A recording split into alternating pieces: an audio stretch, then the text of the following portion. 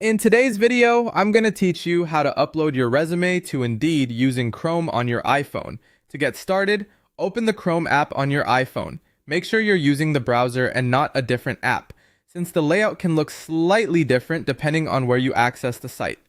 Once Chrome is open, go to Indeed.com. When the page loads, sign into your Indeed account. If you're already signed in, that's great. You can move straight to the next part.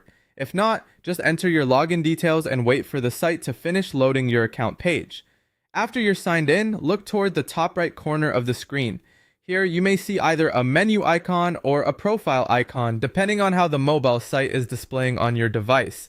Tap that icon to open your account options.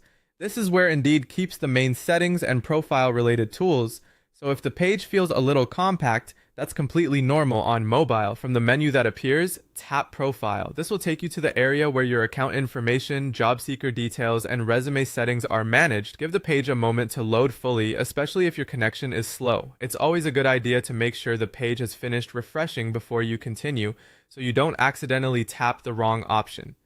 Once you're on your profile page, find and tap Upload Resume. This is the option that allows you to add your resume to your Indeed account so employers can view it and so you can apply to jobs more easily in the future.